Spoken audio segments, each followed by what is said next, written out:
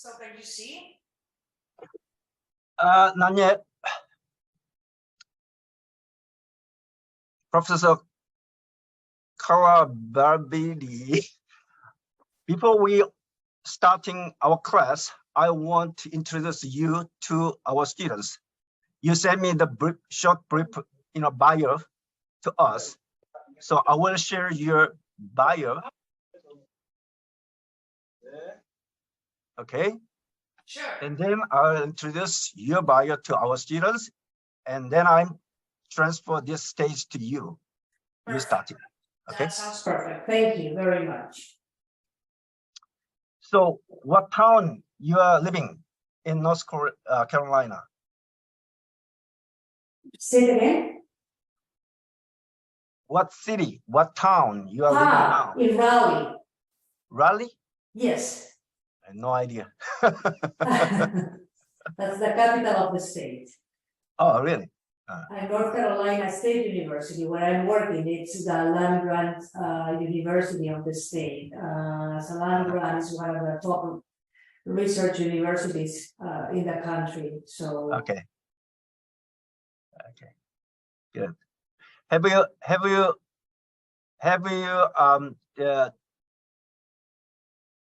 trained or teaching the Korean students before? Yes, I have. And during my PhD, I work with a lot of Korean mates too. So actually, I have a colleague that right now, a current colleague that he's Korean, and we do have a graduate student that is Korean too. Okay. So, did you ask about our school to them? No, I didn't mention anything. We are in a spring break here, so it's our vacations too. Okay. And we are a very large department, so those kind of things usually we are not really detailing what we are doing on our daily basis. So. Okay, this seminar is every single Friday. We are regularly inviting the researchers from all over the world, and this course is very good course for our students to expose themselves to all over the world, and then have an opportunity to meet them, and also learn from the diverse disciplines as well. Okay, this class is a regular course. We are going to give the credit for our students. The students pay attention to listen your lecture, and also they will ask about anything about research. Okay, 10 o'clock. This course.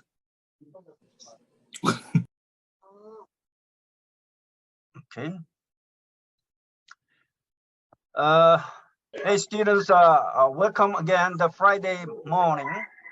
Every Friday morning is a happy day. We are learn from all of the world, world-class renowned professors, which is a happy moment, I believe. Anyway, today I'm inviting very well-known professor from North Carolina State University, Dr. Carla Babieri. I don't know, I'm not sure I'm correctly pronounce her name or not.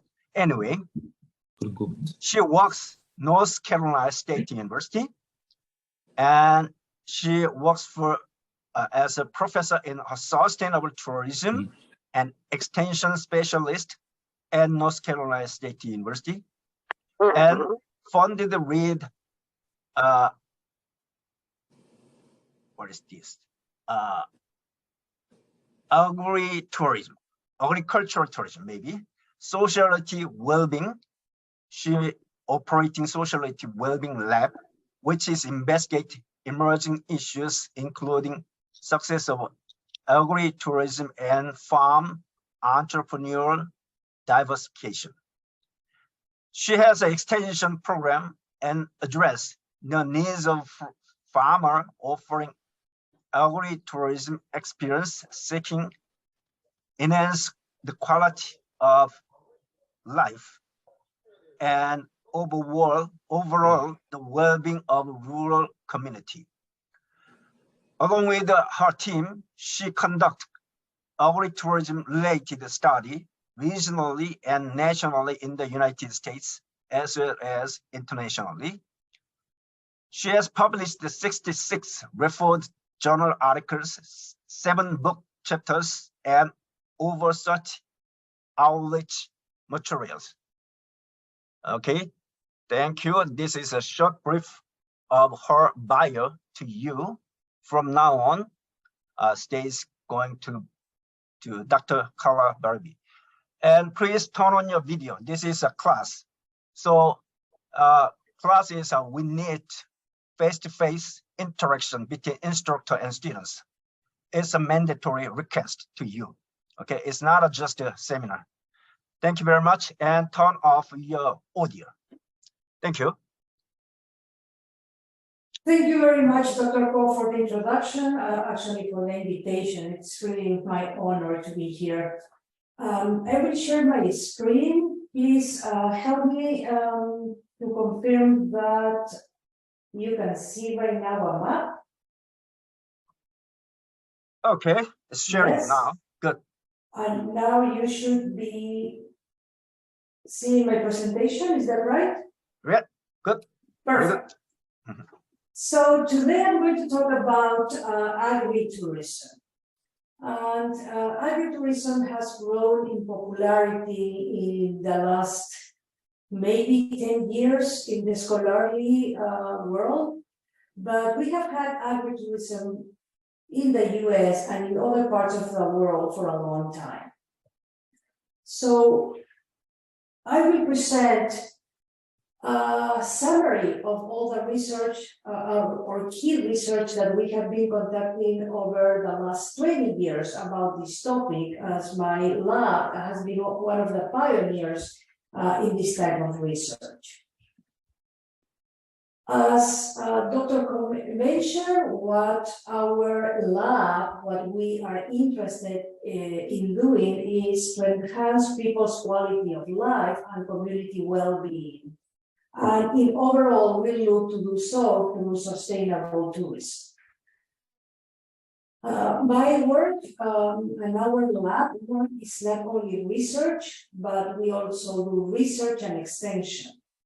That means that we work very close with the real world. I work with farmers, for example, and based on the need of the farmers, I will develop my research. And when I am done with my research, I also convey to them the knowledge that we have obtained. Right now in my team, well, I am the founder of the lab, but also Dr. Babieri is one of our team members. He's a postdoctoral fellow working with me. But since you're grad students here, I just want to tell you that my work is just possible thanks to many graduate students like you that are the ones who will support all our research and have supported our research throughout the years. So you can see in the screen all the graduate students, masters and PhD, also all over the world that come to my lab to do the research with us. When we talk about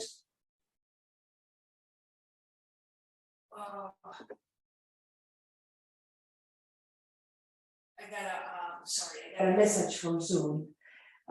When we talk about research, usually we are talking about a scholarly journey, how I want to call it. Everything starts usually with one project. And that project starts when we are doing our master's degree, our PhD degree. But that project tends to be very important because it's going to help us to answer some questions, but it's also going to bring opportunities for doing more research. So this is what I'm going to present today. how from that project that I conducted during my PhD program, we came up with many other different projects throughout the year. And you can see everything started, as I mentioned before, with that particular project that we were trying to find out what are the enterprises that farmers could develop to enhance the revenues, to make their farms more profitable. With that, we have developed many other projects over the years. You can see those in blue in that map. But also, over the years, we realized other important, what we call nuclei, important key research that in turn has become key elements of our research project.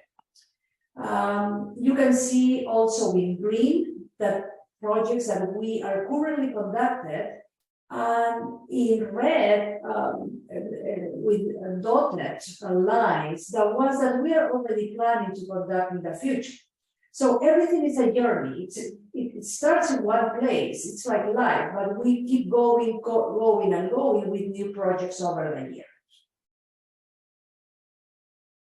So today I'm going to talk about a little bit of what agritourism is, why agritourism is so important for rural development. I am going to talk about an agritourism systems that we develop in our lab. What are the many benefits that agritourism brings? Dr. Koh talked about well-being. And for us, well-being is that. It's not only bring money to the farmers and the local communities, but also provide another set of benefits that can be, for example, making their surroundings more beautiful, could be enabling farmers to pursue a hobby, and so on. And I will wrap up this presentation today, this class, with the so what question.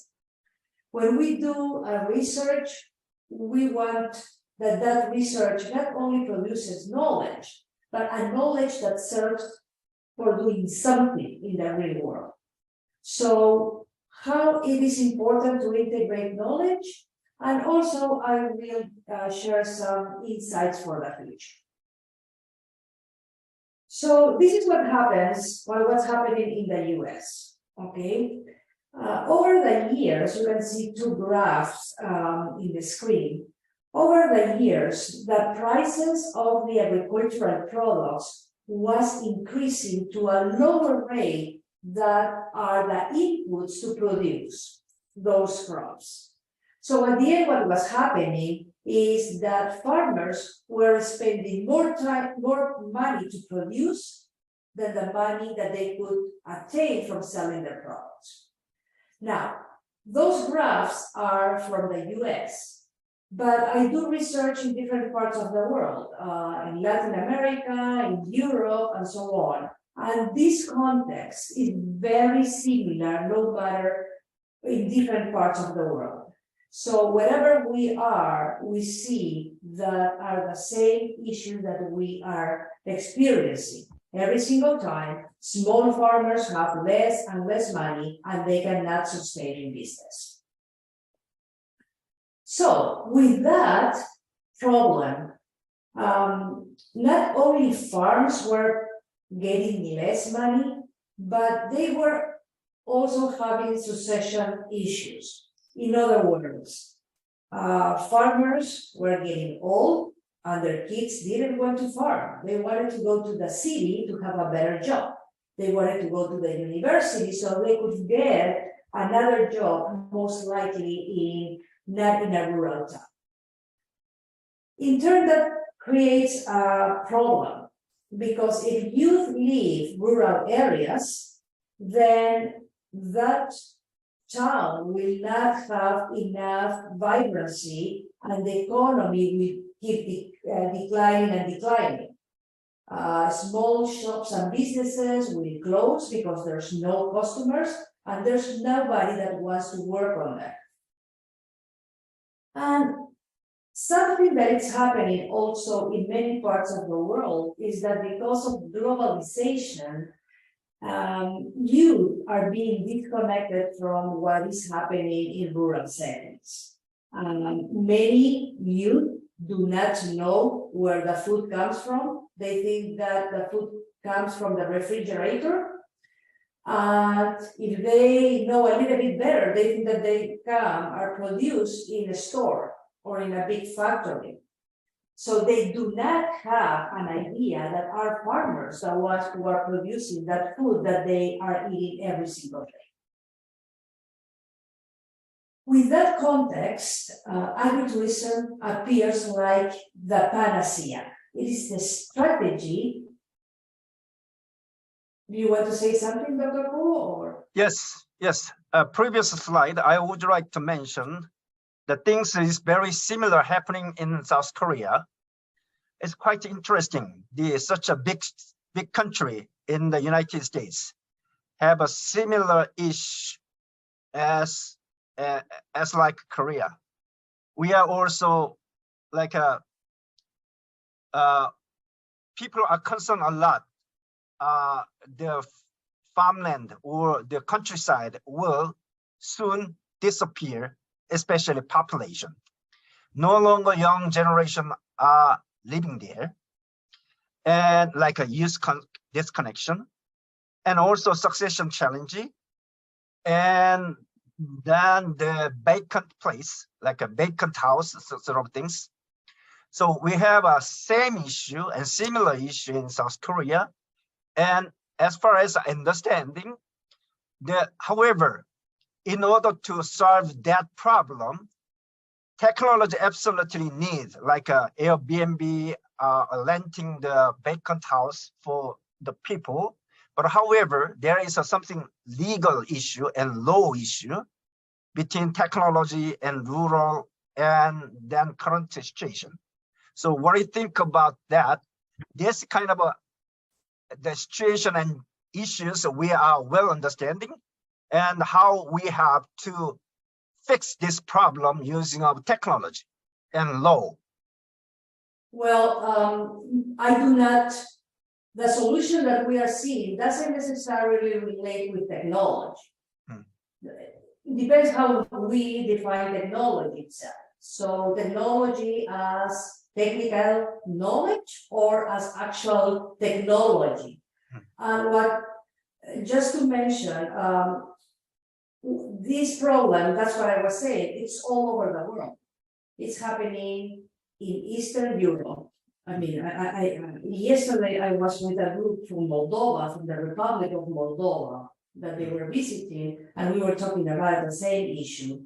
In 3 weeks, I'm going to Bosnia and Herzegovina to give a whole week workshop, because this is the same issue that they are experiencing. Spain and Italy, the same thing. In Asia, China, India, also going through the same problem. So I think that the problem is global, and I do think that more than technology, the solution for it, it's agritourism, what I am going to talk about today. That yes, to a certain level is linked to technology later, but it is more a business solution. Okay, so technology could be that tool, but the strategy itself is a business strategy. That it's how do we diversify traditional agriculture into bringing tourists into the solution. So that is how agritourism appeared as a strategy that could help farmers to make money. In doing so, they are going to retain youth in rural areas. And in turn, that is going to create development of local jobs. Now, when we talk about agritourism, here in the Western world, we kind of have an idea of what it is. As we mentioned, agritourism is a short for agricultural tourism, correct? But what exactly does it mean? So usually comes to our mind going to a vineyard, to taste wines in the production zone. It is very common here in North America to take children to the farm so they can not only have fun, but then learn a little bit about what agriculture is, and also to go directly to the farms to buy their products. But the problem is that it is very difficult to do research when we do not have a standard definition, or at least something that we all agree upon. And maybe one of the most impactful research that we have done, it's about that. How can we develop a definition of agritourism that helps to develop or to foster rural development, but that also comprises different parts of the world, correct? So we conducted a study in 2011 with over 1,000 participants from stakeholders from the industry, extension agents, farmers, and visitors. And we asked them what were their perceptions about how agritourism, or what agritourism is about. So one of the things that there is a little bit of discrepancy is whether it always has to be linked to an agricultural facility, whether the type of contact needs to be very direct with the farm, whether the experience is authentic or staged, and what is the purpose of agritourism. And after conducting this study, what we found regarding the setting is that visitors and farmers and extension agents do believe that always need to happen in working agricultural settings. And this is the reason. With money, there are some developers that are creating theme parks around agriculture, and that is not agritourism. That's like a Disney theme park, correct? What we are talking about is how do we make real farms being profitable, but continuing in agriculture. Now, when we talk about agricultural facility, the first thing that comes to our mind is, the picture that you have on the top. But agriculture is a very broad term. It can also mean, for example, Christmas forest of Christmas tree. It can also mean oyster farming or mariculture. We are just concluding a project, for example, how to bring visitors into farms that are raising or growing oysters and clams. But also it's a little bit more than that. Also, it can imply the value added of agriculture. In this particular case, on here in North Carolina, for example, doing a hard liquor out of corn, it's also helping farms to be in business. The second point of controversy was what is that type of experience and the type of contact. And what we find is that visitors and farmers do not necessarily care too much about the type of contact if it's not a theme park. What they do really want to see is at least the operations of the farm. And it's also, it doesn't matter whether the activity is staged or authentic. And most of the reason is because of safety issues. For example, I do have a farm and that with cows, and I produce cheese, I cannot allow visitors to actually be in direct touch with the milk because of safety of the cheese process. Okay, so it doesn't matter. And the other thing is that both recreation and education are valid words. Something that was not in the literature is about the cost. Now, you may be thinking, should we always pay? And no, the answer is no. It could be paid or it could be free. It depends on the business model that we are using.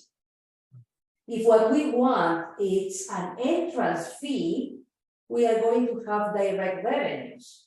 But another business model is free entrance, but I will sell all my products, including the experience of buying it from the farmer.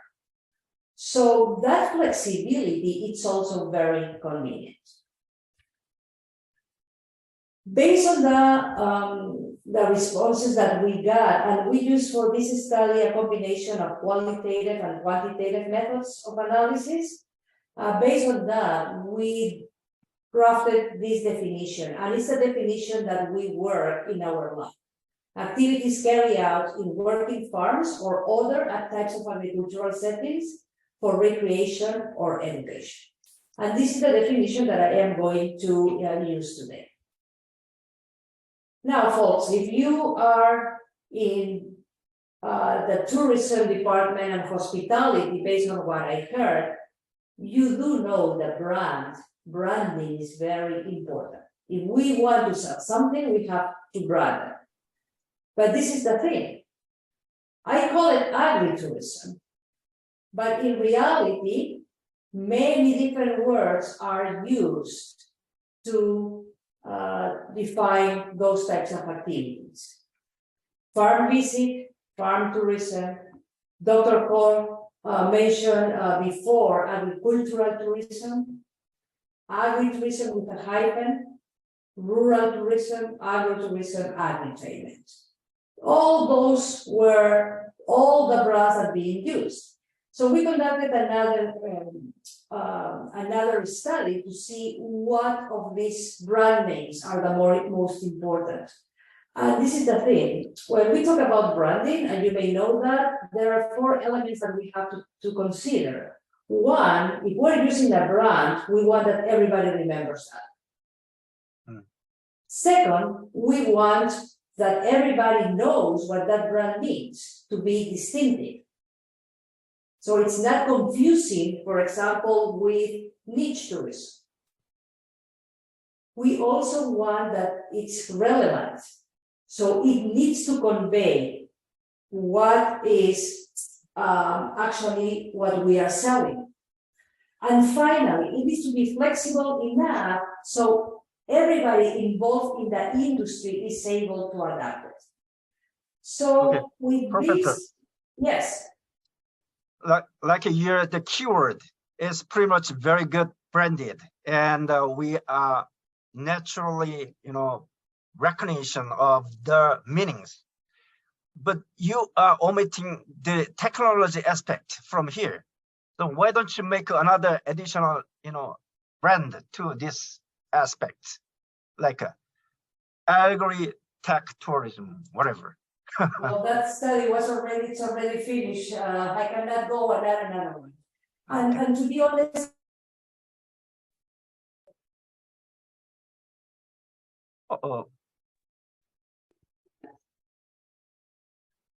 I think I got this connected.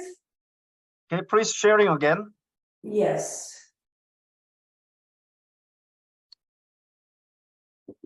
Okay, so going back to the technology issue, you're seeing, is it sharing, correct? Mm-hmm. Okay. No. Yeah. I do understand that your focus is in technology, but in rural areas, technology is not an issue. It is an issue, but we cannot develop technology first and make technology readily available in rural areas, and then think about to solve the problem. Because if we wait for technology to arrive, we will not have any more farms. It makes sense? Yes. You really need an actual solution. A reality. Just a 2 cents idea. What's that? 2 cents idea. No, that's fine. But this study was finished in 2011. So not relevant to rural tourism necessarily, the technology part. I would say that could even scare people. And let me tell you why. Many people go to agritourism to disconnect from technology. You do not want to brand it as technology. Actually, there are some places in agritourism that they do not offer Wi-Fi on purpose because people are going there to disconnect. So I am not sure whether that would be, but anyway, that's something that we can test in the future. So going back to this is another study. What we did was to test the 8 different types of brand names that were being used throughout the world. And what we found is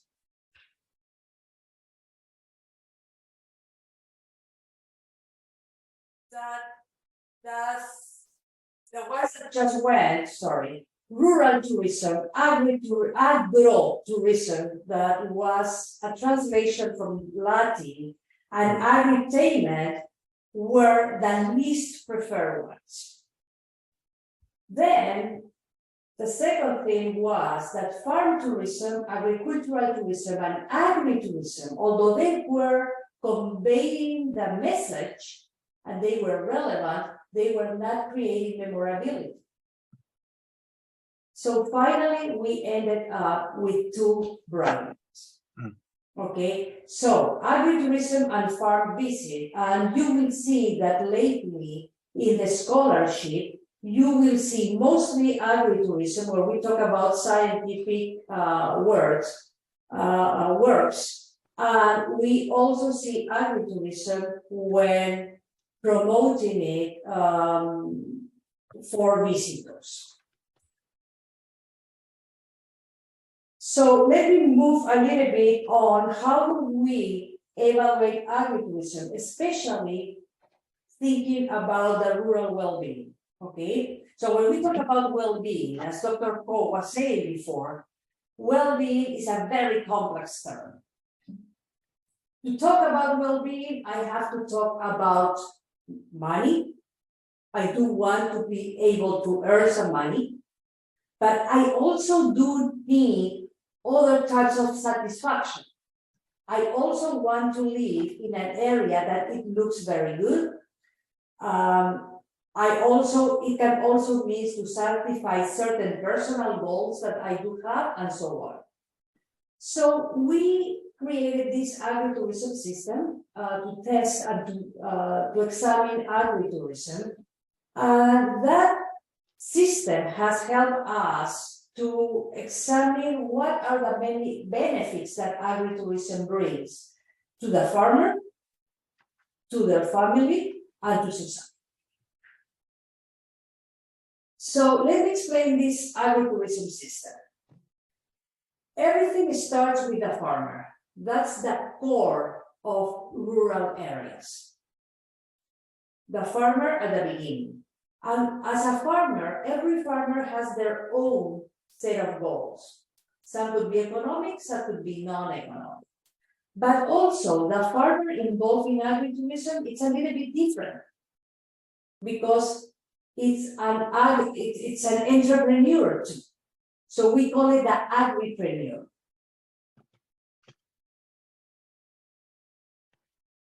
As far as I know, when we talk about agriculture, it's not only the farm who will make the decision. It depends. Decisions are made based on what is the best for the family.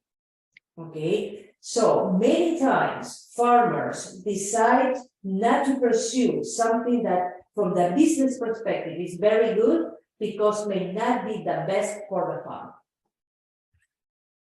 Farmers are intertwined with their community, always. They are very embedded in their community in both ways. So farmers will do things to benefit their community, but they also will respond to what are their community needs.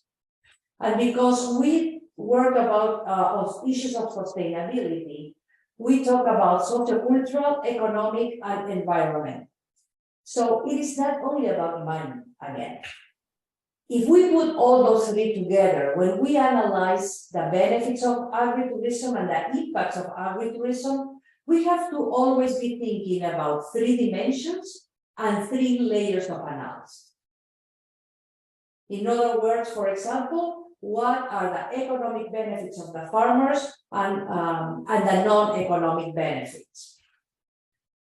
So, what are the benefits of agritourism? Okay, and the first part that we have to answer is who benefits? And the first person at the core of this system is the farmer. The farmer has many different goals. For example, and in Korea, maybe it's the same. Some farmers stay in business because they want to keep the land for the next generation. Correct? Yes, not big as yes. Yeah, because maybe it has been 2, 3, 4 generations. They are not making money, but there is a family heritage. Yes. Correct? Others, what they want with agritourism is to increase the brand, the market effect of their products, and so on. So we developed a study early on to see to what extent agritourism was accomplishing these goals of farmers. And we found the most important benefit of agritourism for the farmer was marketing. Was able to capture new customers, because those customers, especially when they are the direct buyers, they are the ones who are going to pay more for their products. Now, when we talk about, this is a more recent study, what we found is that the farmer, agritourism helps the farmer also to reconnect with the public. The population of farmers in the US is aging. Farmers are old people because there's very little youth involved in farming. And many times elders feel isolated. What they want is to talk to people. And agritourism can help to do that. But I want to talk about women in agritourism. Because women are actually, if you read the whole literature on agritourism, you will always see that are women the ones who develop agritourism, manage agritourism, and innovate agritourism. And what we found is that through agritourism, farmers can get independence and also stronger identities, not only as a farmer, but also as a woman and also as entrepreneur. A little bit of background when we talk about empowerment. There are 4 different types of empowerment. One is political empowerment. So if I am a person from a group that I cannot talk because I don't have voice in my community, then I will not be empowered. We also take psychological empowerment. Sometimes we think, why certain people do not study when it is free? Well, because they do not feel like they are empowered to do so. Social empowerment also allows us to communicate with others and exchange ideas. And finally, what is usually most common is the economic empowerment.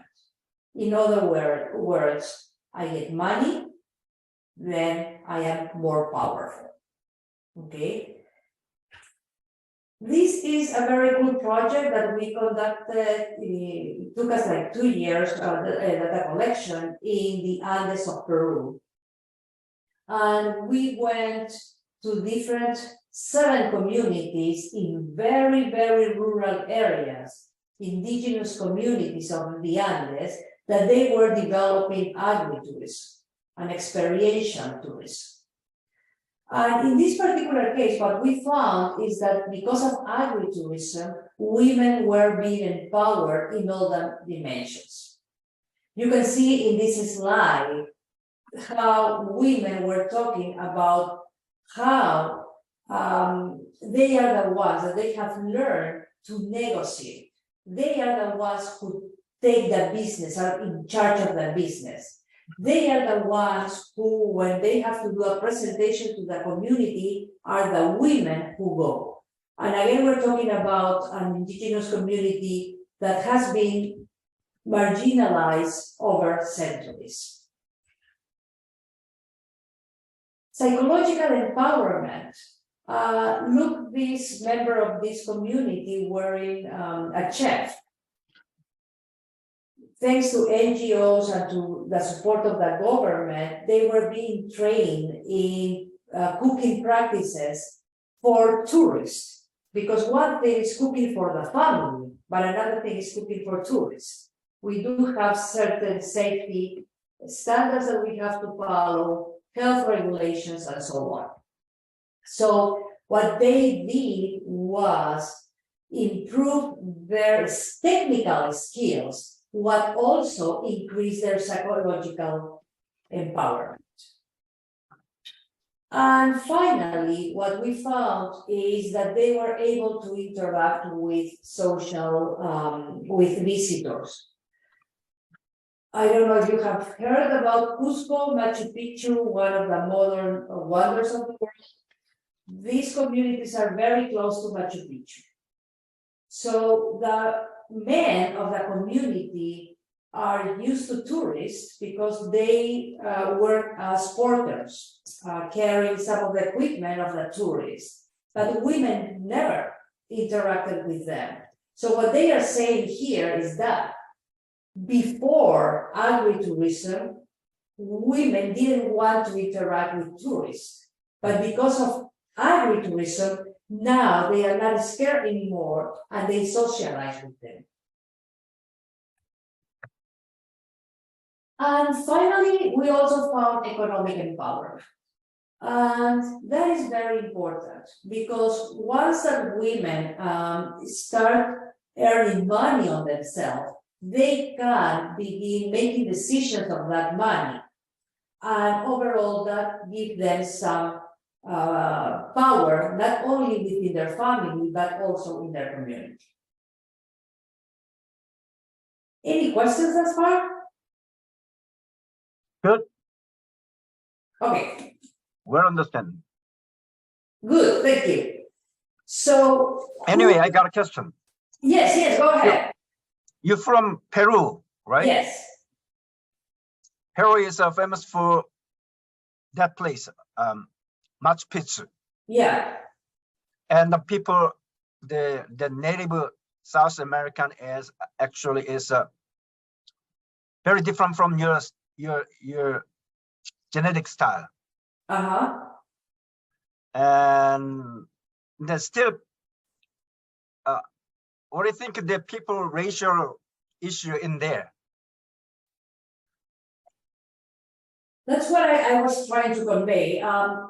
That community, they have been marginalized for a long time.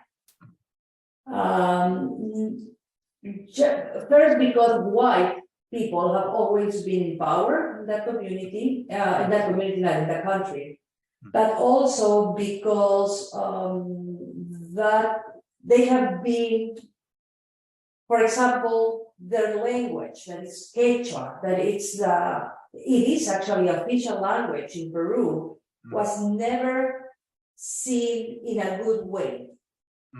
So over the years, they were losing the language. But because of tourism, of agritourism, actually, now the children are beginning to speak Quechua again. Because tourists like how it sounds, and they ask them to talk in Quechua. So now they are talking in Quechua. Okay, thank you. Okay, so in the second level that we are talking about of the systems, of the agritourism systems, we talk about the benefits at the family level. And when we talk about the family in agriculture, it is two things. It's the family members and the business. Both elements merge into just one unit, to the point that in sociology, rural sociology, is called the farm family. Okay, so it's the business and the family matter go hand to hand. So in the farm family, one of the things that we see is that agritourism increases the profits and the cash flow. As you know, agriculture is usually not fluent throughout the year. It has seasons when they grow and then they sell the products and there's no production. But if you have agritourism, then you can have revenues throughout the year. So it's not only a matter of cash flow, but also increased profits. Another thing that already I talked about it is how agritourism can help for cross-sales and branding of our products. Okay, so I sell, what can I sell? I sell milk or eggs in my farm. But if visitors come to my farm, I can also sell them cheese. I can also sell them cookies that I make with the eggs and so on. And if I don't have a brand, that it helps to increase the brand impact into the market. And the other thing is that agritourism can help to create paid jobs for family members.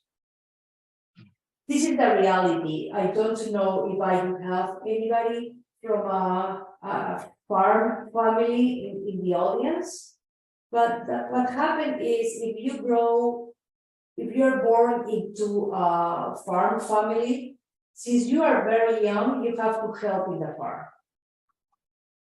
And both spouses are the ones who work in the farm. But usually there is no money to pay for the kids or to pay for the spouse. Usually one of the spouse and the kids need to find a job outside in addition to be working on the farm for free. Okay, so I will give you some impact, some real numbers. What we found is that after developing agritourism in the state, this is in the state of Missouri, 36% of the farms that we surveyed reported that their profits, I'm talking about profits, not net income, their profits significantly increased, and another 28% that slightly increased. We are talking about a huge impact on the economy of the farm business. On average, they were talking about that their profit increased by 56% after the developing agritourism. This is not a joke. I mean, this is a huge impact on the farm business. Talking about jobs, we conducted in the US, throughout the US, a study comparing agritourism with other types of farm enterprises. Okay, and what we found, these are statistical tests, that agritourism provides more jobs, paid jobs than other types of enterprises like value-added, heritage conservation, leases, easement, and so on. And as important as creating jobs is the decrease of farm employment of family members. And this is part of the well-being that we were talking about at the beginning. Many of the spouses go to find a job outside the farm not because they want to, it's because they have to bring money to the family and to bring insurance. With agritourism, they do not need to do so because the farm is able to pay them a good salary. If we move into society, agritourism also brings a lot of benefits. It educates the public about local foods. I was telling before, Dr. Ko confirmed that this is happening in Korea too, that the youth is disconnected with agriculture. With agritourism, we can help to restore that relationship. It also incentivizes sustainable behaviors, and that is, I think, a goal that we all want to have. Revitalizes the surrounding communities, beautify landscapes, and preserve heritage. You can see in the screen, this is a historic barn. Those historic barns are 100, 200 years old. Unfortunately, they are not efficient because of technology. Through technology, it's more efficient. Those old farms are not. So many farms are, corporate farms are destroying those barns.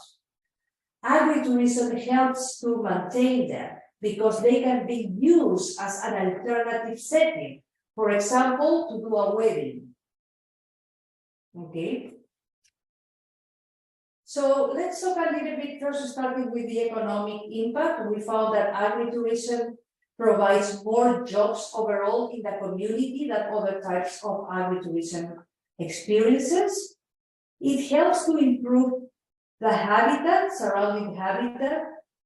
Most farmers involved in agritourism, they use integrated pest management and water conservation practices. And the reason is because if they are receiving visitors, then they want to show that they are environmental friendly. And this is something that is very important, at least for me. I come from a country that heritage is very important.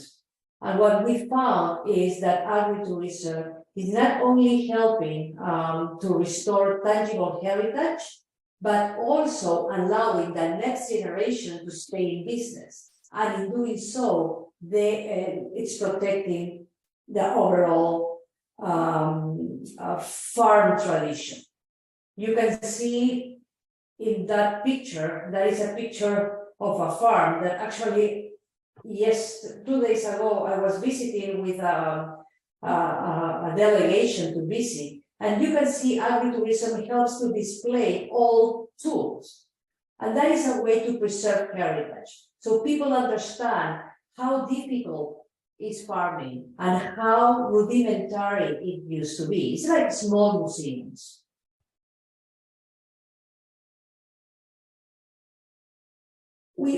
And here emerged many different studies through different time frames, because the idea is to give you an overall glance of what agritourism brings. But one of the things that we found is that also helping to restore intangible heritage.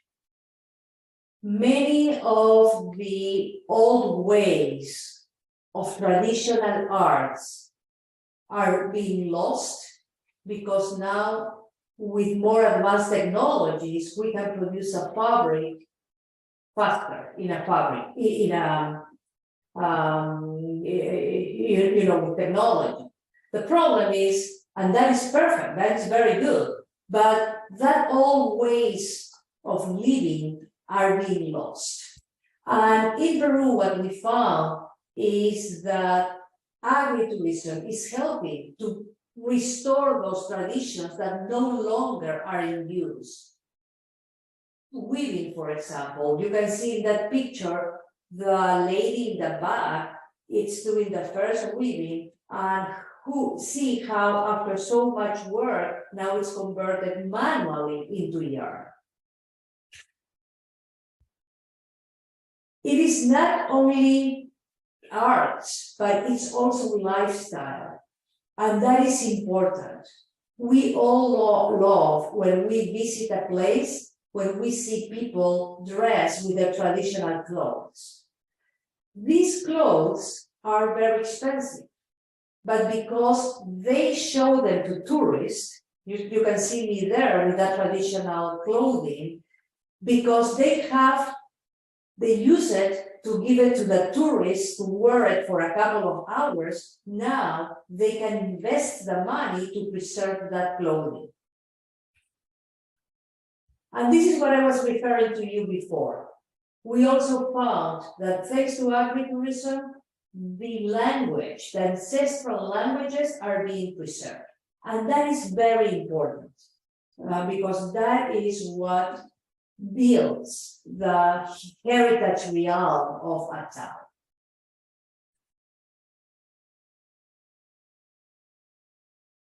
Do you know where potato is from? Yes, South America. From Peru. Peru. Actually. And corns. Yeah, from the Andes of Peru and Bolivia. Yes. And actually, one of the communities that we went to visit, they do have a kind of a natural agricultural bank of all the traditional types of potatoes, very, very old, that only grow in that area, that are not good enough for the market, but are very important for the germplasm to preserve them. And what this community is doing is bringing tourists so they can show those historic heirloom potatoes. And in doing so, what is happening is that they are giving the means to protect that germplasm. So you see how well-being is a very complex thing that is not only economic, but it's heritage, landscape, is preserving agricultural, heirloom agricultural crops, and so on. Now, this part, it's I will present later a study that we are finishing right now. We have published like 4 papers already. We still need to, we have 1 in revision and 1 that I have to write. That was my responsibility. And it relates to education.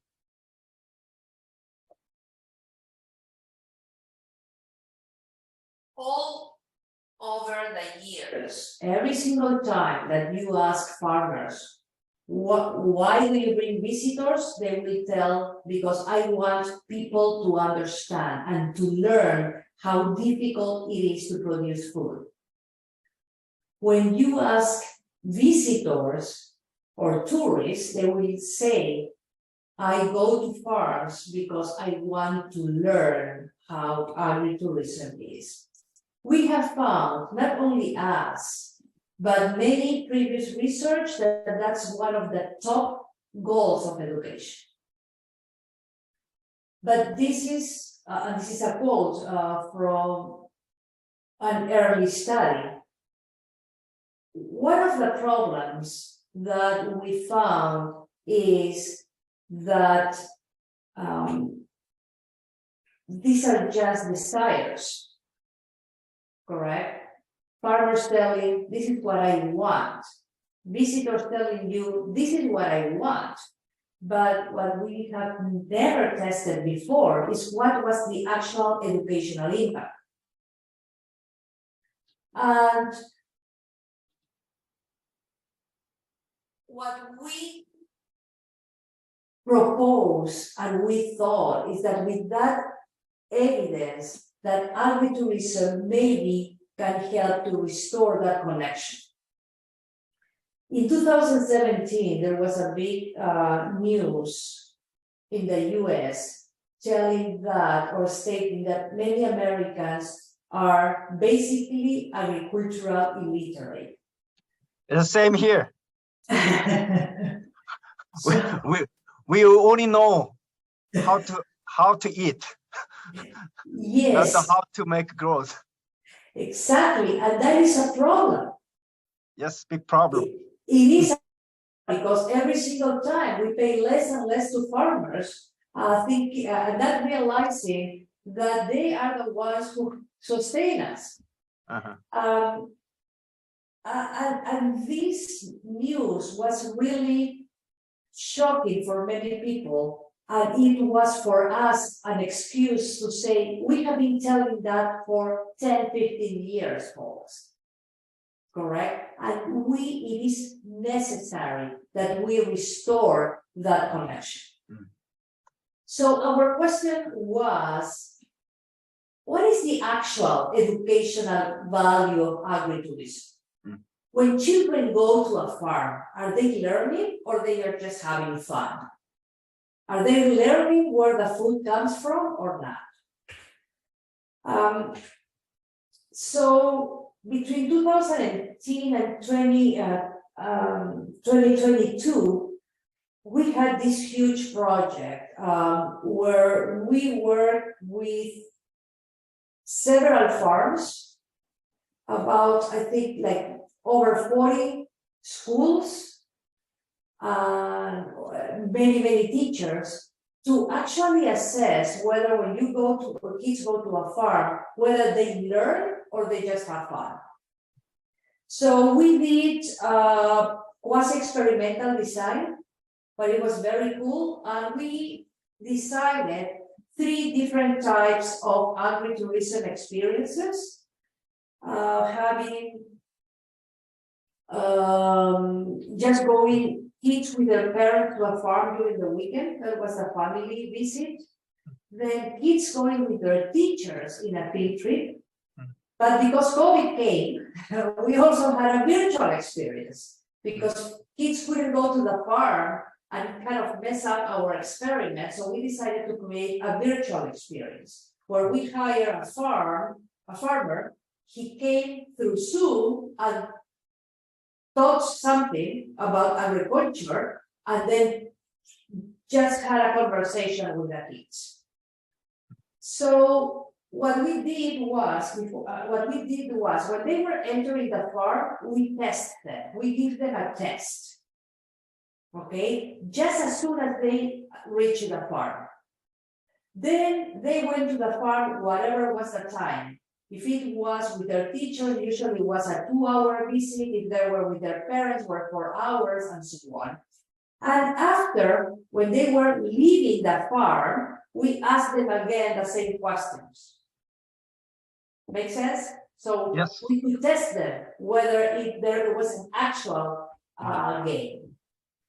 And what we found is that in all 6 questions regarding knowledge, we found that there was an increase. More kids were able to respond correctly to that question. And there were 3 questions that increase was statistically significant. And those 3 questions were related to what they were seeing in the farm. Everything related to North Carolina agriculture. On average, they jumped from 4 correct questions to almost 5 correct questions, but it was also statistically significant increase. So in sum, kids learn. Interesting thing, we didn't find significant differences between the 3 types of treatments. They all learn the same. Virtual visits, it seemed that they learn a little bit more, but not statistically more. So just a jump that was not statistically different. But we also wanted to see, to measure whether the attitudes of their parents were changing. So we asked them several questions regarding attitudes of local foods. For example, whether they are good for the environment, whether local foods are easy to find, and so on. And we found that in all cases, the adults increase their perceptions of local food is statistically more statistical increase through all areas of attitudes. Now, one thing is the attitudes, another thing is the intentions to purchase local foods, correct? We also test that, and again, we found and statistically significantly increased in all aspects that we tested regarding intentions to purchase, to buy local foods. This is huge, because if adults are willing to spend more money in buying directly from local farmers, then local farmers will be able to survive. Now, Professor, yes. I have a question about your research framework, like a school kid field trip, family visit, and virtual, visiting. Those three is crucial, but I want to address one more important thing. Is like what I researching is a role of technology in domain. So if like these days so popular keyword is metaverse or virtual AR, okay, and augmented reality and virtual reality. So as a researcher of that field, like I want to investigate and measure whether the virtual reality, augmented reality, or metaverse will engage actually between the farm activity and that result. So probably, a lot of the young generation are familiar with the YouTube advertisement and education aspect, and metaverse, new world in virtual, activity, whatever. Do you think that kind of a role of technologies will increase the visiting of farmland or that phenomenon? What do you think? That's an excellent question, and I want to tell you that several years ago we did a study about it. Not for education, okay? We did it to see with virtual reality whether certain elements can increase the visitors likely to visit a farm. Okay, so what we did was an experiment where we had give me some time to remember, that was some years ago. We had a picture from the farm. With virtual reality, we created an element. For example, we put a historic barn and so on, and we were altering different elements, features of the landscape, and we were testing whether they like more or less. So we did like that for visual appeal of the farm again several years ago. However, I do think that will be a fantastic follow-up of this research to see whether one thing is the virtual experience through Zoom, but to see the impact of virtual reality will be fantastic. Great idea for future research, because I haven't seen any research about it and I am very updated with the literature. So that will be a very cool follow-up.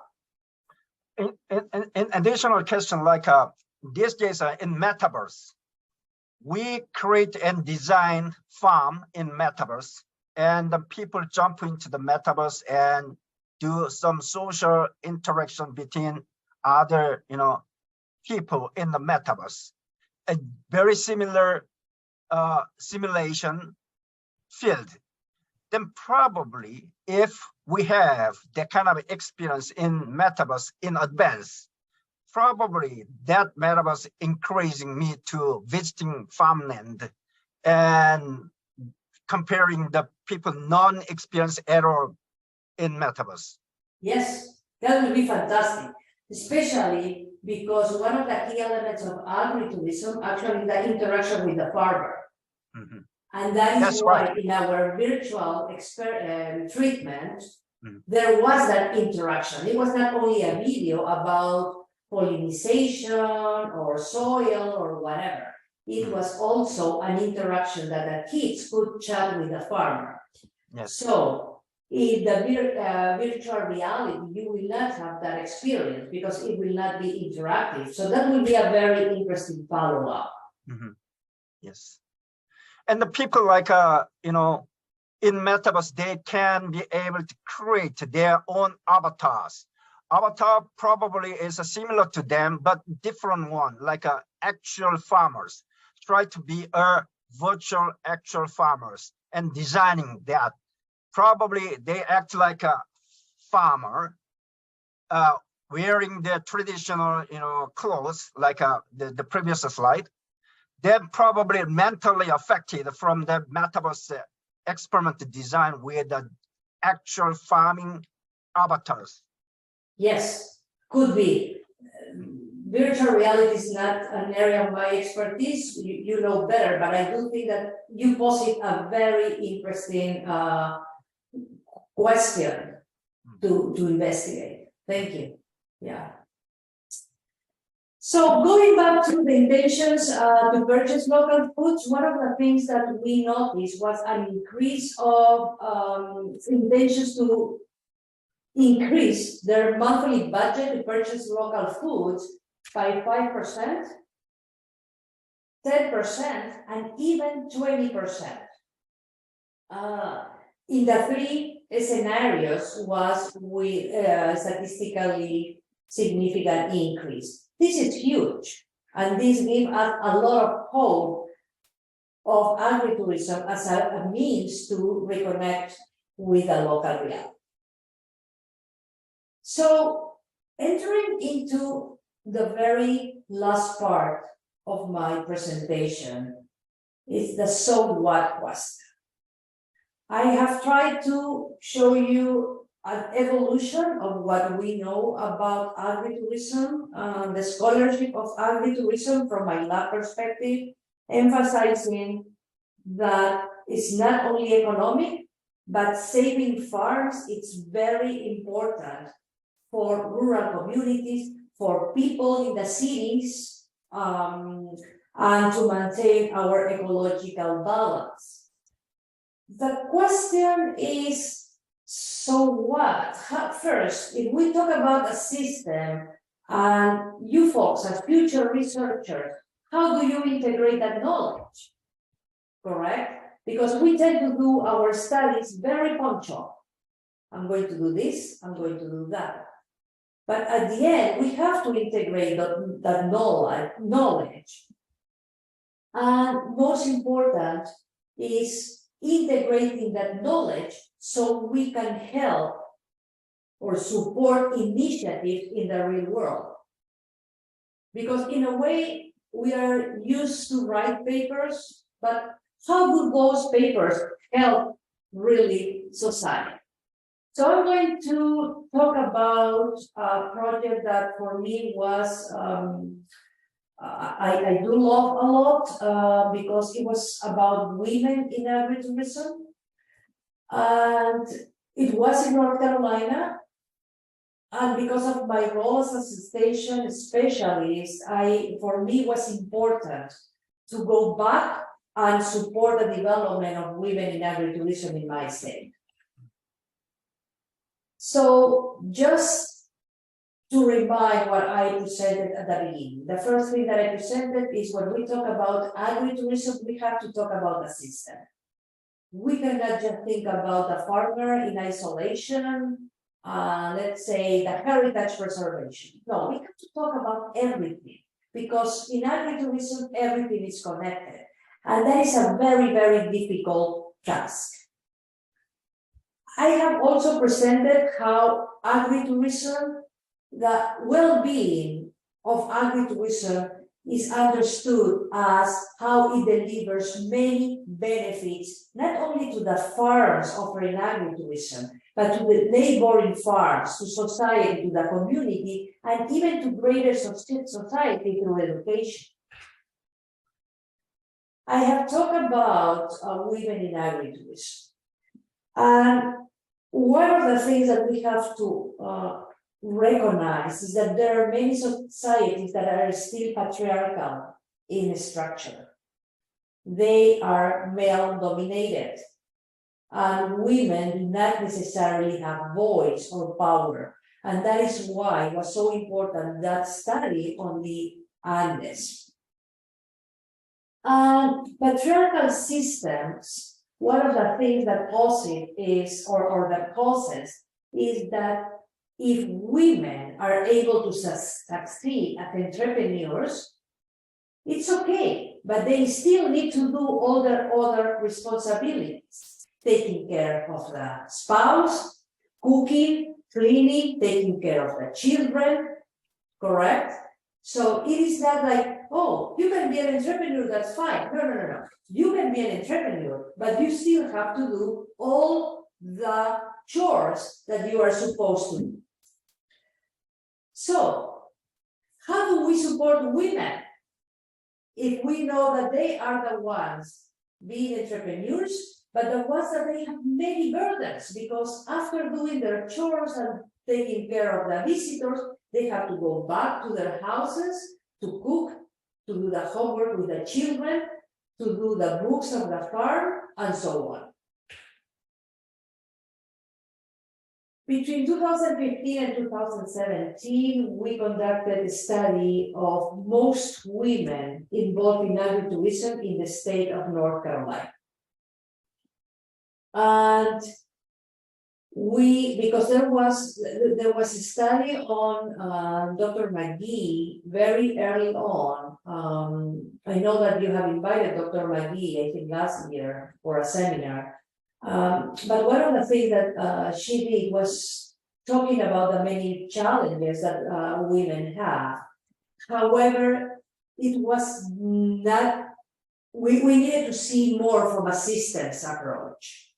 And when we applied our systems approach to understand the success of these women in agritourism, this is the quote that I love from one of our participants. Our balance, referring to work-life balance, is horrible. We work full-time. We are fed, but we are happy. How do you put all those things together? You usually think about, oh, I have so much work, I am unhappy, correct? That's not the case of these women. That's what they were saying. We have so many challenges. We work so much. I am up to here with society and all the burdens that they put me, but I am. So what did we do to help all women in North Carolina to overcome this? The first that we did was dissect all the information of the challenges, successes, and opportunities that they were seeing. And then we thought, well, to support them, what we really need to do is work with them in management, outreach, and policy.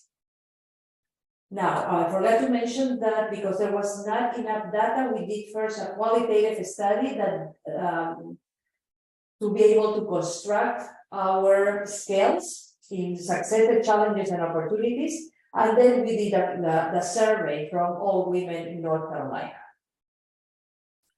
So very briefly, what we found is that the most important challenges, and we have a huge list of challenges, but I am showing just this few to you, the top ones. What's the most challenge that I have? Well, balancing farm and household tasks, correct? I have a lot of work at the farm, but I have a lot of work in my house. How to manage my work at the farm and my work outside the farm, and my expectations as a caregivers. Some of these farmers are old, so they are taking care of their parents, and some are not that old, and they are taking care of their children. But also in agritourism, something that they were challenged is, how do I manage an optimal number of visitors? How do I keep the quality? If I increase the number of visitors, I cannot decrease quality of the experience. How do I balance that And another thing related to agritourism regulation. There were not many clear ones. We also asked about what strategies they are using. You can read them what were the most important things. They wanted to grow without debt.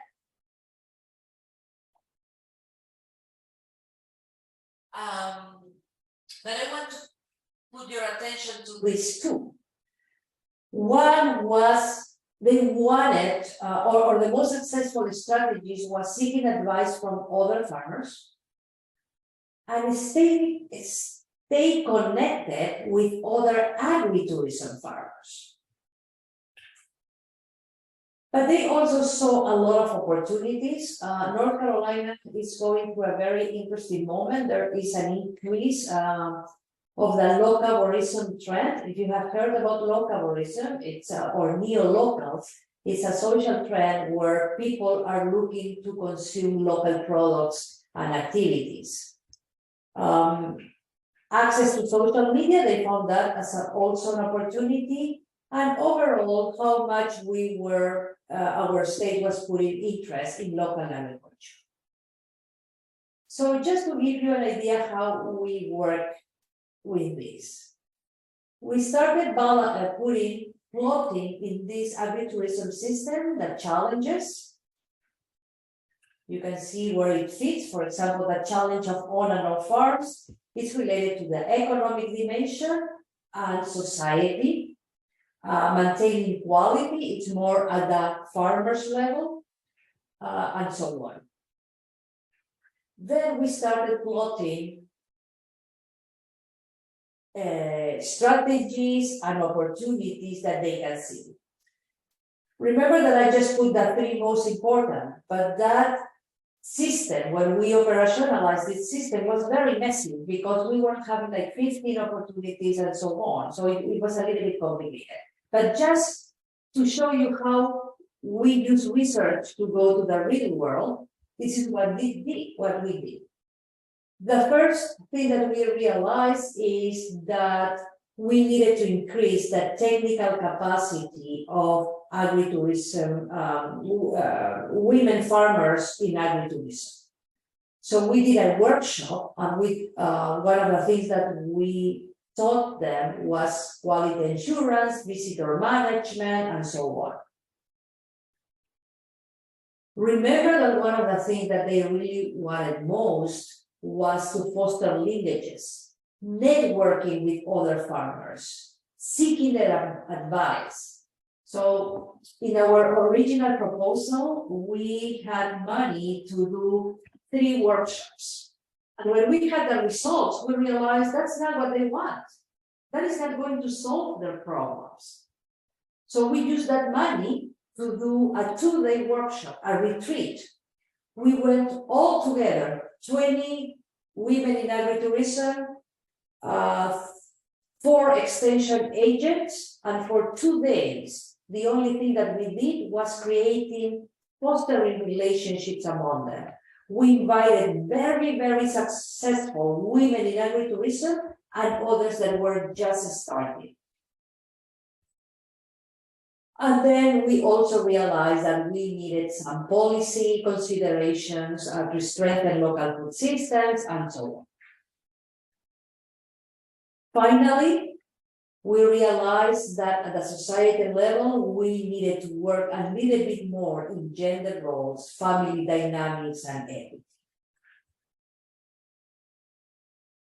So, just overall, to conclude, before going into the session of questions from you folks, I just wanted to mention that overall in the years of our lab, we have advanced what we call the ontology of agritourism. We have developed a definition that responds to all stakeholders involved in agritourism, a brand name. We have also developed a holistic utility of agritourism by not only recognizing economic, but also non-economic benefits, not only measuring what are the direct benefits, but indirect benefits. One of the things that I forgot to mention is that before if you read early research studies on agritourism, they were all concluding that agritourism was not profitable, it was not worth it. And actually, what we found is that we were using econometric models that were not actually using indirect benefits. And actually, even though they were not having an entrance fee, we were not accounting for the marketing and other indirect economic impacts, and also externalities to society. And finally, we also develop a system where we visually tell people, you cannot just work with farmers, you have to work farmers within a system. We have closed many gaps in knowledge. For example, we have talked about benefits, but there are other different gaps that we still need to resolve. For example, what are the barriers that and opportunities that actors in agritourism go through? For example, we are very happy to say that women have economic empowerment, but is that creating any conflicts in the dynamics of the family? That's something that we do need to address in the future. How is agritourism helping not only the farm branding, but the destination branding? And very few comparative studies across region. Actually, in 2019, I started a project with that purpose. I am collecting data from different parts of the world to see what are the similarities and what are the differences. A major gap, as I was mentioning before, is that most of agritourism studies in the past has based on perceptions. The study that we conducted on local foods, our recent study, and on education gains, actually is measuring those gains, not only the perceived elements, and in real moments, before going to the farm and after going to the farm. And unfortunately, there are very few systemic evaluations, and part of that problem is because it's very complicated. We do need to have so many variables involved that it's very, very difficult. Looking into the future, it's not only about doing a nice model. I don't know if it's a nice model, maybe Professor Prof can do something more beautiful, but the purpose is that it is not only how the visual appeal of that model, it is how it is so important to allocate resources strategically. How do I know that I do need to focus on policy or in outreach? And if it's outreach, in what element? At the farm level or at society? It also is important to support networks across stakeholders. Without this systemic approach, we could not realize that what farmers needed was to create a network with other farmers and with extension experts. It's also important for marketing and programming applications. How do I know where or how to brand a farm if I don't have a systemic approach that doesn't take into account what are the needs of the visitors? For selling experience, for human resource marketing, and so on. And finally, for outreach and policy purposes. If we do not have or we do not use system approaches, we will not be able to coordinate efforts beyond a small farm or a few farms. We do need, policy needs to reach a greater place. In our case, for example, is the state of North Carolina. How do we inform? We do not create the policies, but we can inform policymakers to support local food systems. And with that, I really thank you for listening to me, and I open to any question that you may have. Okay, thank you, Professor Carla Babieri. Oh, it's fantastic presentation. Okay, and this is a very peculiar presentation for us because we haven't chance to see this kind of topics, agritourism. Actually, tomorrow I'm going to go to my mom. My mom asked me to plow the garden, and it's time to plant a potato season. Not much, but my mom keep asking me to plow field and plant potato and sort of things. I was born in the countryside, and my mom has 5 kids, and she always asking me to her labor, still she calling me to, hey son, come down here, and it's time to plant potato, so you plow the garden. Okay. And does she pay you? She raised me up. Exactly, Education. correct. That's the point. Me up. and finally I become a professor in Korea. So exactly. But it's not the direct payoff, it's indirect, Yeah, that's the thing that happens all over, correct? If we are from a farm family, we always have to help. Doesn't matter what is our profession. Yes. We always have to go back to the farm and to help them. But there's not enough money to pay anything. So anyway, your topic is so important for human beings and the human well-beings and the beautiful life, and that's the authentic, experience, sort of things. Is definitely technology and smart tourism need to be added to this domain.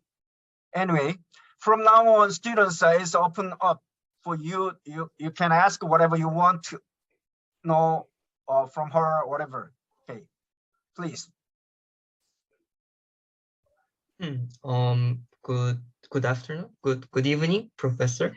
It was a great opportunity for me. Thank you for a great lecture. Before this seminar, I haven't had any chance to take a class about the agritourism. So actually, before this seminar, when I thought of the tourism in rural areas or in the countryside, I thought the term rural tourism or agricultural tourism would be appropriate. So, but you chose the agritourism as the term to explain your definition.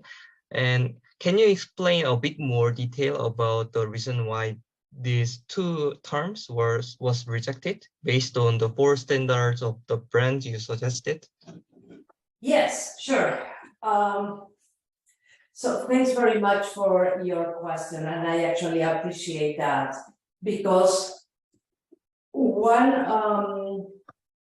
the problem with agricultural tourism was that it was rejected because it was too long.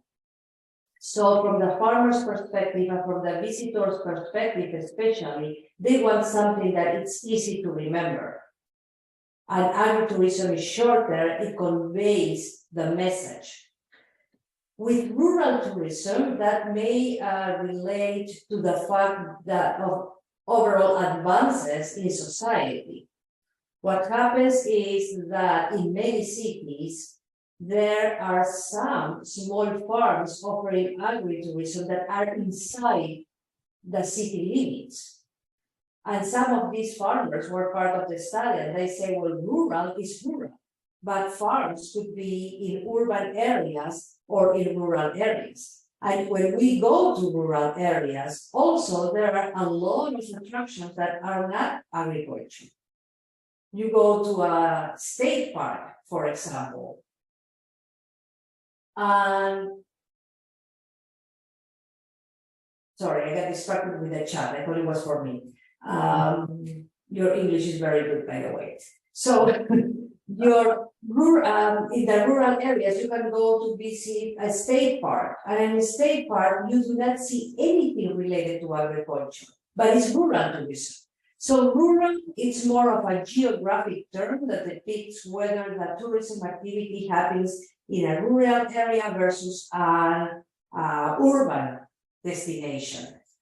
Agritourism focuses that to be centered in agriculture. Does that respond to your question?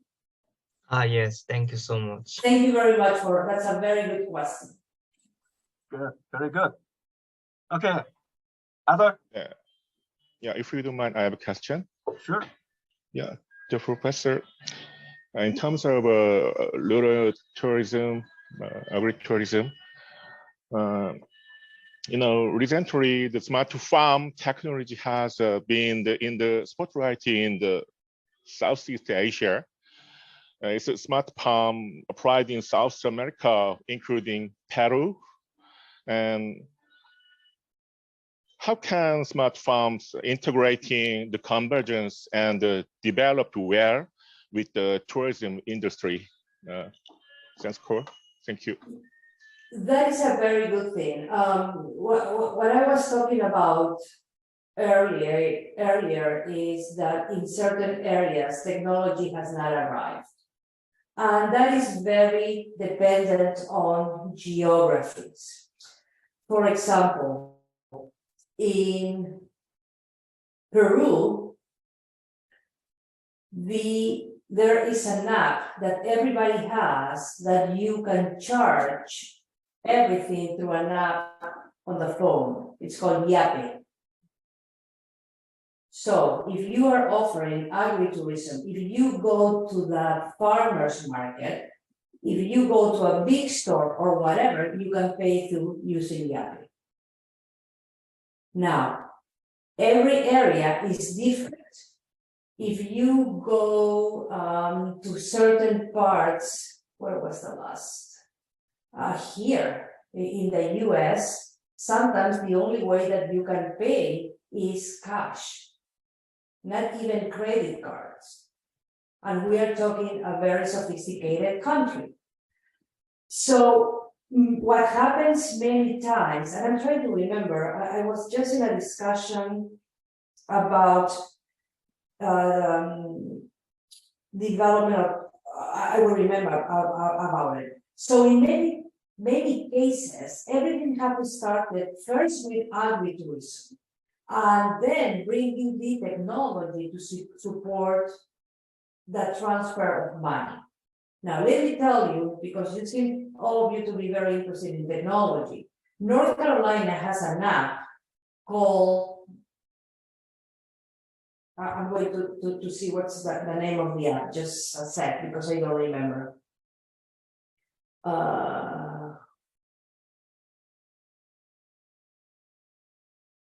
Just a sec. Something like visit North Carolina farms. Okay. Visit okay. So if you want to visit, to be involved in agritourism, both the farmers and the visitors, you go to that app and you will be able to make the connection. So for farmers, it's a way to market where they are located and the experiences that they offer. For visitors, it's a way to find the destination and the activities that they want to participate. But how the transfer of money happens, that it depends on the technological advances. There has been some efforts, for example, to adopt lodging and reservation systems in rural areas. What works very good in some instances, in other instances, not very much. So there are many ways how technology intersects with agritourism, but that's not, unfortunately, my area of expertise. I cannot really talk about it. That's not what I do. Actually, her domain is essential. Our domain is technology. So we may need to cooperate with each other. Okay, I like that. Yes. Okay, next.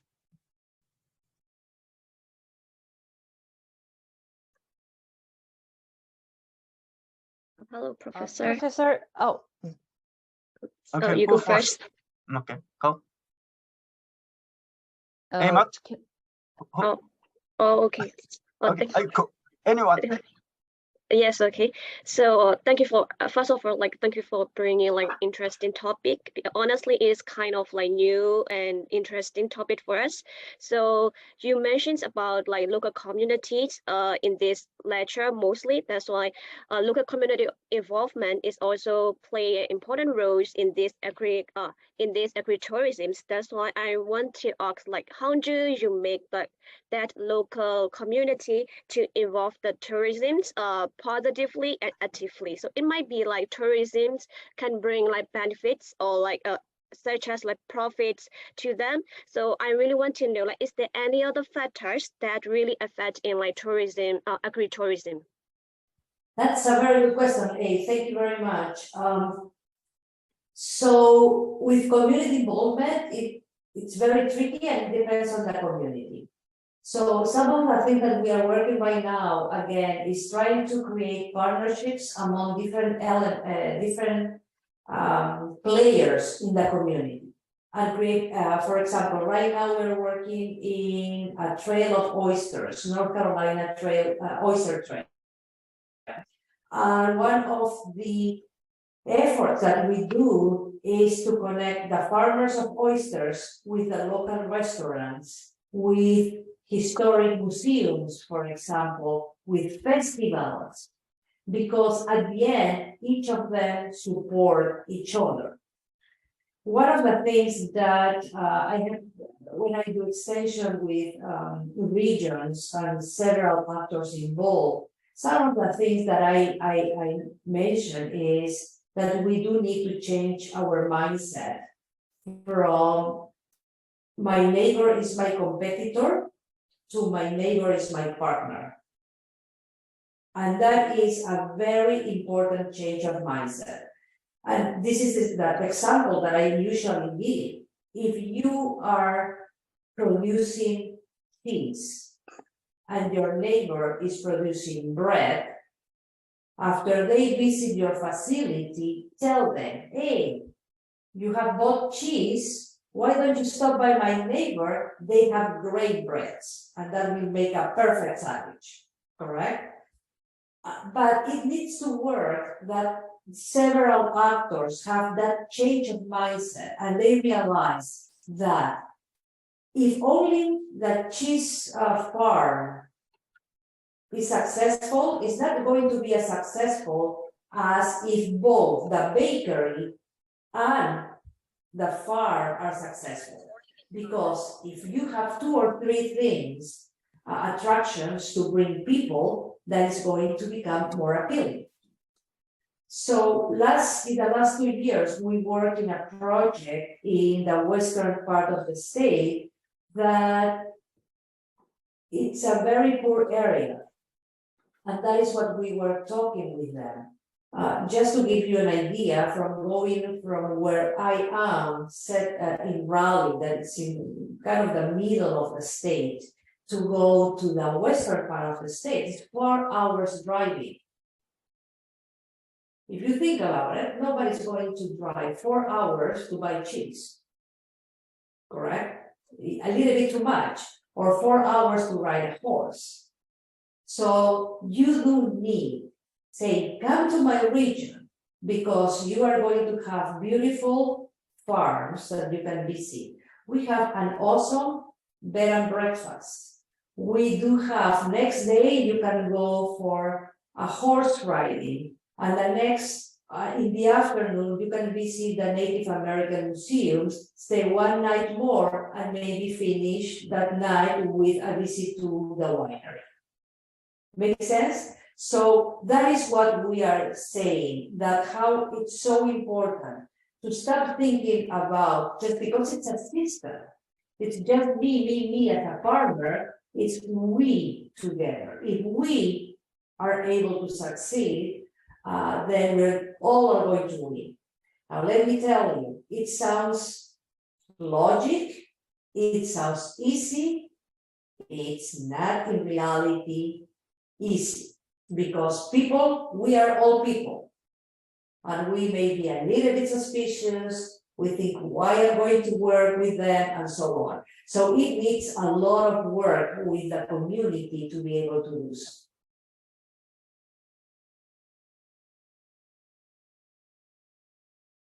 One question from text.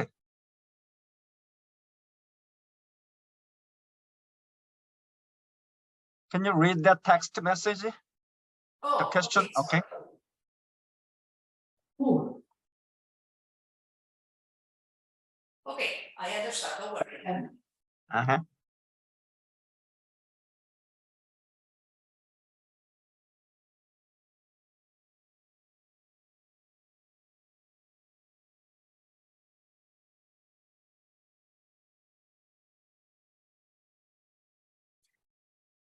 That's a very good example. Should I read it or everybody wrote? Okay. Everybody read it, don't worry. We are Okay, smart. perfect. So in the US, most of the things happen from private initiative, not from the public. During COVID, when we realized that everything had to happen through Zoom, and kids could not go to school but learn through Zoom and so on, the government put a lot of support to develop and enhance the Wi-Fi and the band in rural areas in our state, and actually the whole country. Then we realized that it was a necessity. But that doesn't happen too often. Now, the app that I was saying, talking to you about how similar what you are saying, how to connect the public with the providers, also came from the government, from the North Carolina, the state of North Carolina. They were the ones supporting the development of this app. However, it requires also the initiative from the private businesses to be able to actually buy, not economically, but adhere to this system. But there are very few examples of this type of support in the US. It's usually based on private schemes and strategies. Now, to fill the gap, so in certain countries, the public, like in Peru, for example, the government support is very strong. In other countries like the US, it's not so strong. What we do have in our here in the US is associations. And associations fill that gap and serve as intermediaries. So they usually will be formed by different agritourism farmers. They do pay a membership to be part of them, but in being associated, they can negotiate certain benefits as a bundle. For example, insurance. For example, marketing campaigns. For example, advocacy. So rather than each of them in isolation doing marketing, by having these associations, they can do collective marketing within a region. Well, good question, good answer. And we have a few more minutes left. So who else? Professor. Good. Yes. Thank you for the lecture. As Mr. Koo said, in Korea we have the same problem, and United States have that agricultural problem. Was very surprised because there are very big farms and very big, I would say the companies. So I thought you already have the settled economy, but at the same time, I'm surprised that your solution, because usually in Korea, and then I think in most of the Asian countries, we are finding the solution in the technology. So we are usually said the solution can be the smart farm in urban area, not in a suburb area. So usually the governments try to studying the new technology and try to spread those kind of technologies in the suburb area, but they are very old. They are not very hard to educate it in new technologies, but they tried. But your solution is very natural way to observe, can be observed naturally by the existing people in the suburb area. But at the same time, I have a little question about your solution, because most of the people try to think about the more profitable way to make it them richer. So why you started totally different side to solve this kind of a problem? That's a very good question. And let's put it in this way. Agritourism is bringing more money. They are getting from not making money to making more money. So as I mentioned, I think that on average, they are making 56% more profits than they used to make, correct? That's a huge increase. So this is the thing with what goes first, whether it's the strategy or technology, correct? What you have mentioned is what happened, I think, in most part of the world. Farmers not necessarily are very savvy in technology, but they can outsource. If they are making money, they can outsource the service. They can hire someone from the community to do the job because now they have money. Just to give you an idea, we do have farmers offering agritourism receiving 1 million visitors a year. Those farmers have top-notch technology, correct? They can pay someone to take care of all the technology on their farms. But they didn't necessarily start with that technology. So agritourism allows for a slow growth. At the beginning, they may say, I don't want technology. If I am an 80-year or 90-year, I shouldn't say that because my mom is better on technology than I am, and she's over 80. But let's imagine a typical farmer, 80 plus, says, no, I do not want to use a computer.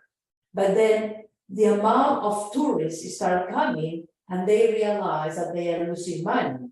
Well, what comes? Oh, I will hire my grandkid to do this, correct? And when they see more money coming, they can invest on that. One of the key examples is social media. At the beginning, they were very hesitant to go social media. Now, with this, they are into social media. And a lot of times they tell you, I am not good on that. So I hire the son or the daughter of my neighbor or my grandchild. My granddaughter is doing it from afar. It doesn't have to be the farm. There's someone taking care of. Great. Thank you. Okay. And other student. Hello. Go. Okay. First of all, very thank you for your great lecture today, and I'm sorry for my malfunction, my camera, and I'd like to actually in Korea, in anywhere in the world, decreasing population in rural side is the main issue in agriculture industry. But from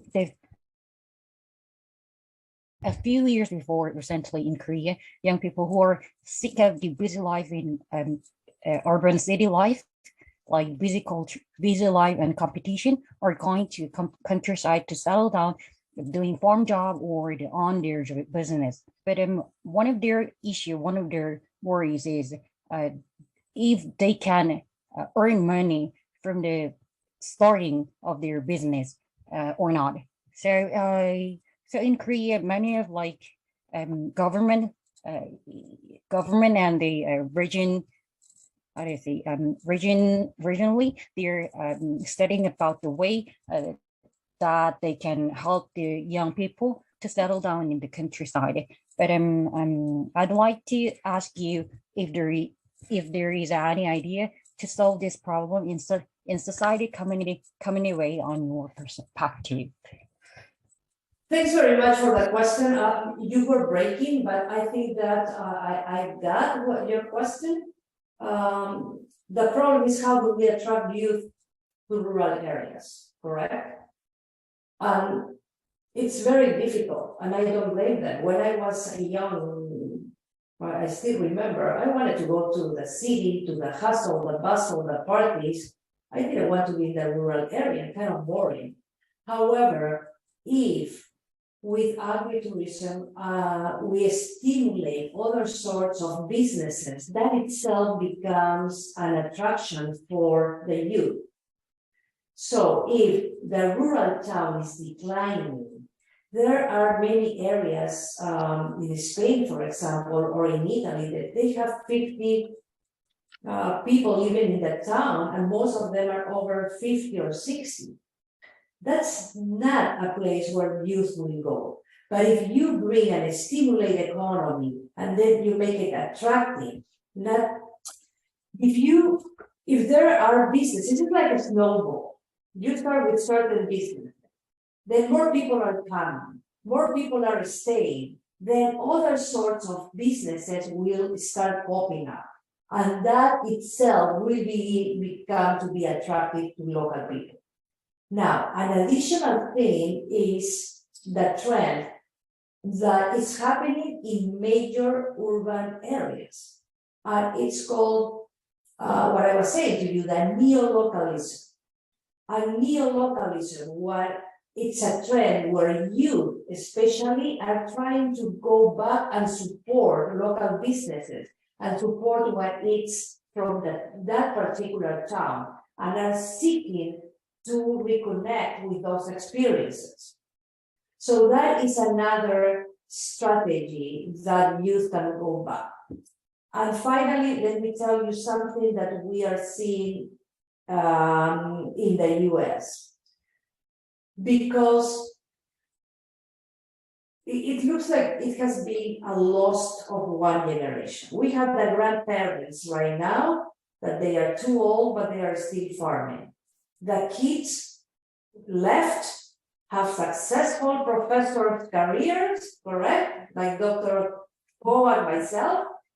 And then we have our kids. They went to college. That changed their mind. They are not the farmers, the mindset of the old times. They do have a more entrepreneurial setting. And they see, my grandparents have a piece of land.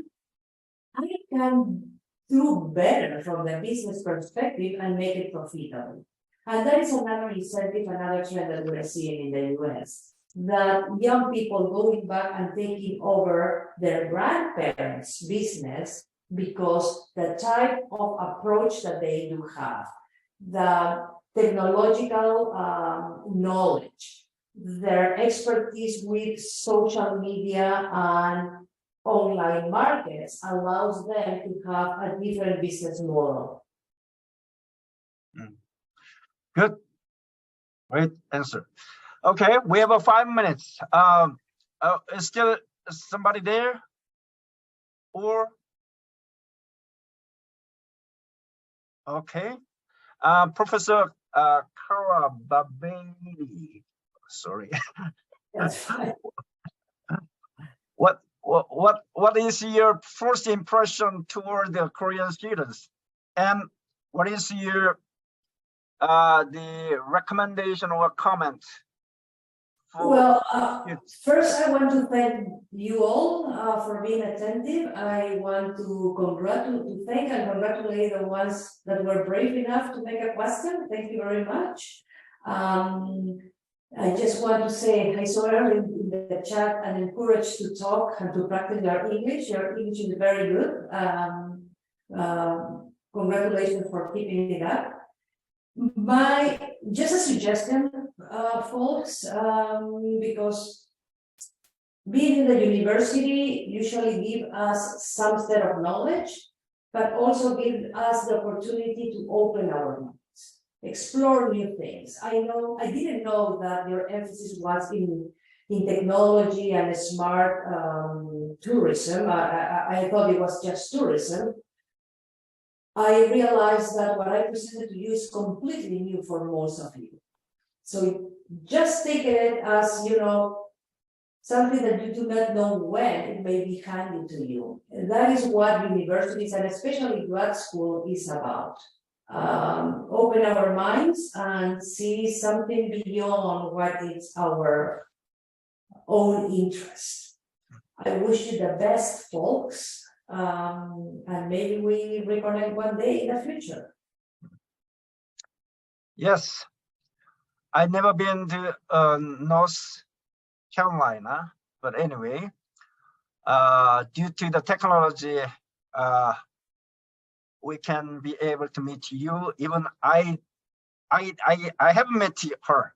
I just searched Google, and I found out who she is, what has been publication so far, and what her area.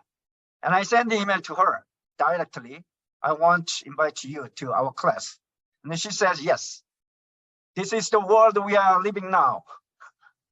Okay, make your own good record for your life. So I look forward to see you, Professor Carla Babieri, in a conference in the near future. Thank you very much for your lecture, and I got a very huge insight from your lecture, how we can be able to apply technology to agriculture context, which is a crucially important, crucially authentic, crucially motivate to me. Totally agree. Again, thank you very much, Dr. Ko. Okay.